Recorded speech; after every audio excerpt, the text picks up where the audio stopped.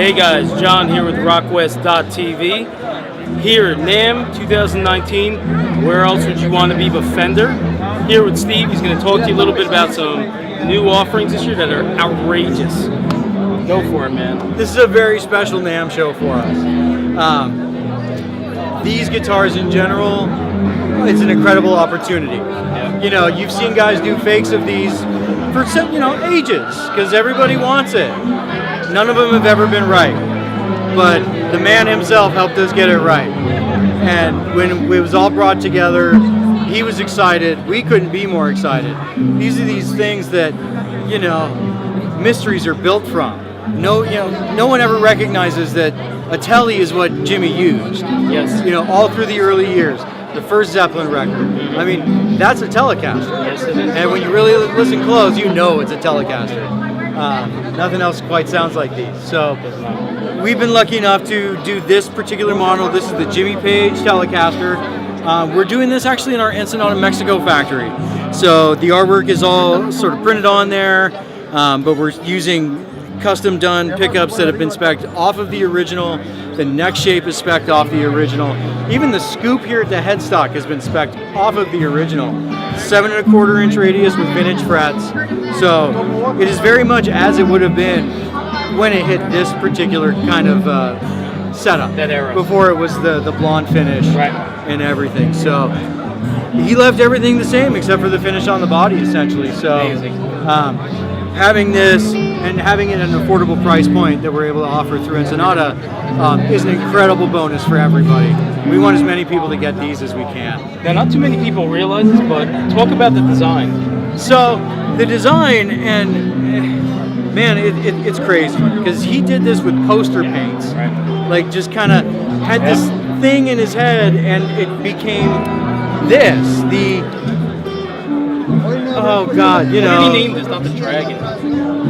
Was this the Dragon? So this is what that was called. For us, it's the Jimmy Page. Right. Custom shop is very much straight on when it comes to the Dragon. Yep. But still, It's fantastic, man. a little bit less money, but still no less cool. It's Very again cool, man. one of those things that people love. Why don't we talk about another era of Jimmy Page? Please. Let's hit up the mirror guitar, because that's even less famous for him. Absolutely It's super is. rare. And let's talk about the era he used it in, Oh man. because that's when he really was cutting his teeth. Absolutely. So this represents the hard-to-date late 50s Tele. Yep. So this was given to him by, I believe, Jeff Beck before he joined the Yardbirds. That's the story. I do know that part. So this is what Jimmy used with the Yardbirds. Right. And I think there might have been another project or two in there before The new moving to Yardbirds. Zeppelin. The new Yardbirds, right. And then he went on to Zeppelin. Yep. This was that guitar. Fantastic. So it's essentially just like our graphic one there. It's pound for pound a late 50s Telecaster. It's got some weirdness like a late 50s Telecaster. For one, the neck shape. This would normally be a more rounded kind of C-D shape, whereas this is a slightly different kind of shouldered C shape. It is really weird. If you feel it, you can see that it's really rounded on the back. No, it's unique to his guitar. But you've got this really nice shoulder here, which fills in the hand. That's interesting. It's incredibly comfortable. Very comfortable. I was just going to say that. You won't even notice that it's only a 7 1/4 inch radius with vintage frets. Incredible. These guitars have. So what caused that? It was just a fluke? Did he shave it down? The beauty of Fender. Does anybody know? It was never shaved down or anything like that. It's the beauty of Fender and the fact that no matter what machines we've got or anything, intrinsically these are all done by hand.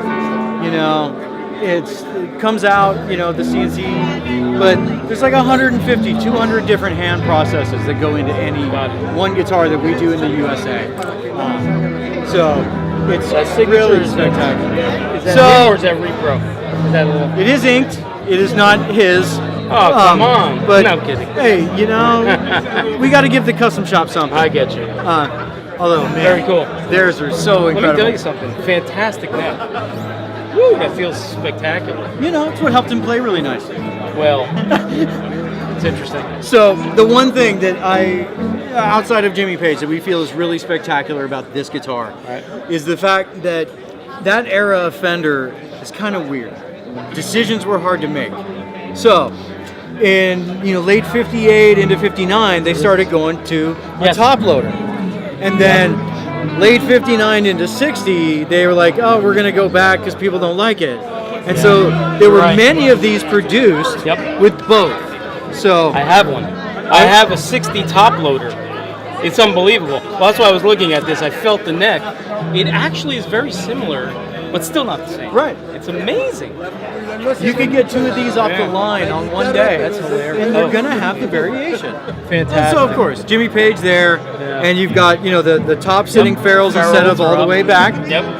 And personally, I played my first top loader Tele like 15 years ago, and I've done nothing but say, oh, I need a top loader Tele. Isn't it amazing? It changes everything. It still sounds Fender, but it's got this bounce to it. Yep. And it's got a different sound. They're like, yeah. they think it needs to go body to the body, but this definitely changes the ball game. Right. It makes you think. And one of the fun things that you can do, like a lot of country guys like to do, is you can string your top four through the body, and then your bottom two through the top. Almost a take on the Bakersfield kind of setup with having a stainless steel here.